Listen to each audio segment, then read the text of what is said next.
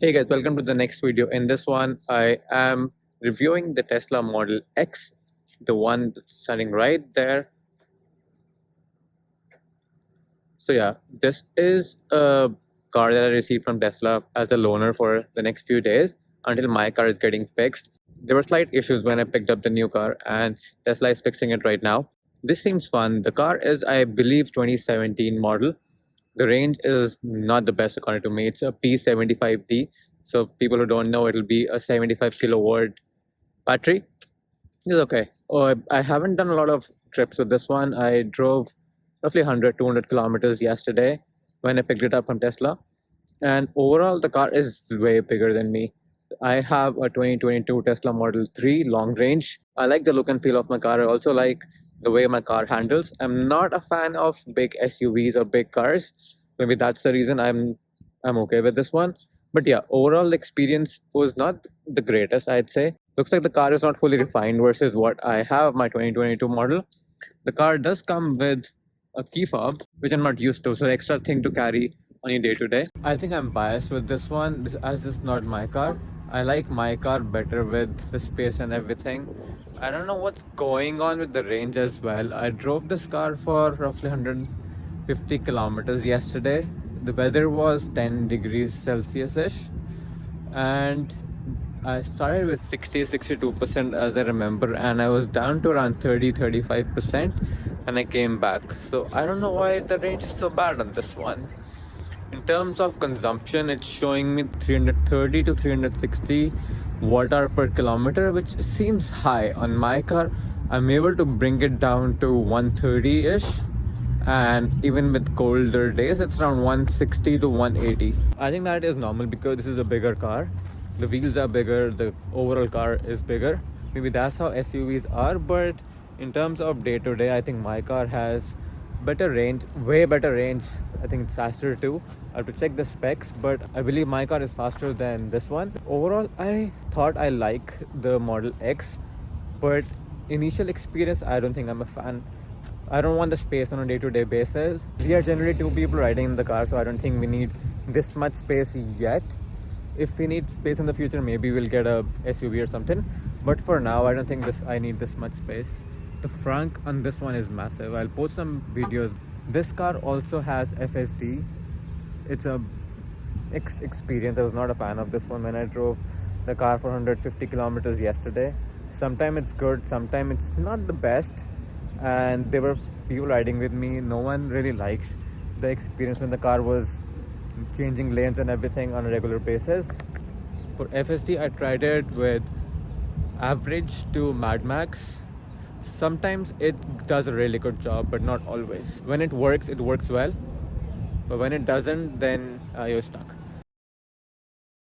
The range is half than what I'm getting on my car. Even in my small trip yesterday, I had to supercharge because I was concerned that this might die in the middle of the road. It's a 2017, so maybe that's one of the reasons. And it's also a loaner, so I don't know how people have been driving it and how the range calibration is on this one. But when I compare it to my car, with the same amount of distance or same amount of area, the same loop, I was able to get 130 to 180 watt hour per kilometer in this weather. The weather was around 10 degrees to 15 degrees Celsius yesterday when I did the trip. But yeah, I'm not a fan of the battery of this one. It is also a P75D, so the battery, I get it, it's smaller for this car. So maybe that was one of the reasons that I didn't like it. I'm not a fan of this Model X because maybe it's a 2017 model. It has more features than my car, I totally get it. It has active suspension thing as well, which is the best feature I think I like after the sunroof, because sunroof that this one has is super cool. It goes from starting to middle, but it's okay. It's not a thing I'm concerned about. I'm more concerned about the range and driving dynamics. I believe I like my car better as compared to this one in terms of range, in terms of other different features. I did try FSD on this one too because this one is equipped with full self-driving. It was okay for a decent amount of drive, but not always. I don't think FSD is there yet, and right now the price of FSD is 20,000 Canadian as far as I remember, or maybe 19,000. This is way too high to pay for a beta software. So I don't think I'll be getting it on my car anytime soon. until there's a subscription model that comes in Canada, maybe I'll give it a shot and see how it performs on a newer build cars. I'm not even sure if this one has MCU 3 or something, the new self-driving computer. Overall, I'm not a fan of Model X based on my experience with this one. So maybe in future when I get a chance to ride in a refined or a newer version of Model X, I like it. But for this one, the only thing I like is the Falcon Doors 1 and the roof that this one has. But the range that this one has kills everything. The visibility is not the best in this car, and there's a big spoiler that is right there. I'm not sure if I can lower it or something, but the visibility is not the best. Overall, I use the camera for this one, and I don't need this much space like just mentioned. So yeah, good car, but maybe newer ones would be way better.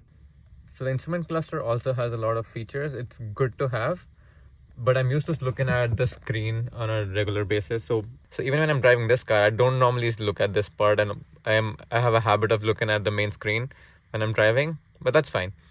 Once you get used to it, and if you have your own Model X, you would like the addition of the instrument cluster. Overall, this feels like a traditional car, whereas my Model 3 or the new Model Y, they feel of something from the future. And let me show you where it says the other things.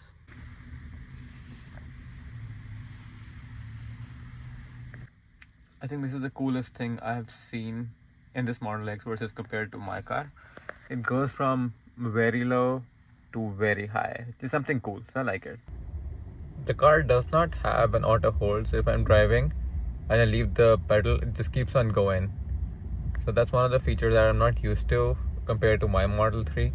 But yeah, this one doesn't have an auto hold. I tried to go through the menu, I couldn't find it. Regen is set to standard, and I didn't see an option for hold. Maybe I'm wrong. Someone knows it could be done, let me know in the comments below. But yeah, I couldn't find it.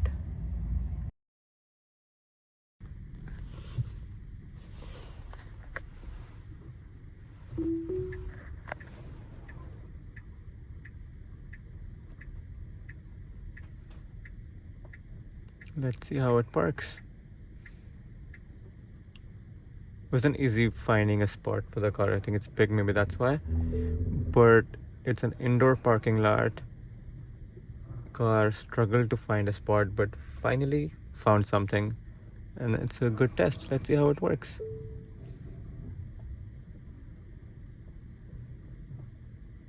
Seems to be doing a pretty good job. There are no cars on my left or right. Maybe that's why I was able to do it.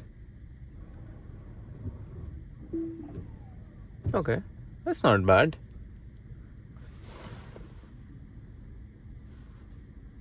Space on both the sides, left and right. So that's a good park. Okay, so overall, I'm not a fan of this car. It's big, it's massive, it's everything, but not my cup of tea. I'm a fan of lowered sports car kind of feel. And the driving dynamics, I think, are better on a Model 3 as compared to a bigger, heavier car. So that's it for this one, guys. Please like and subscribe, and I'll be getting a lot more tips and tricks in the future. Accessories I'm getting for my car, or any other comparisons, any other questions you have about my Model 3, or any questions you have about this Model X.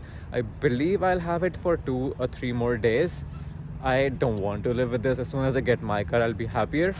But yeah, it's okay. I still have a car that I can drive. I can go anywhere I want, and it is the Tesla. I'm not sure why the most expensive Tesla that this one is not the best experience I had with the car, but yeah, that's okay. I don't mind it.